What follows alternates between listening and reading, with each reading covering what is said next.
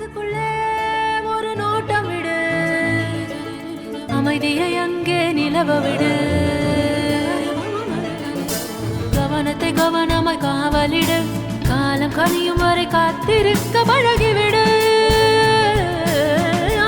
மனசுக்குள்ளே ஒரு நோட்டம் விடு, அமைதியை அங்கே நிலவ விடு.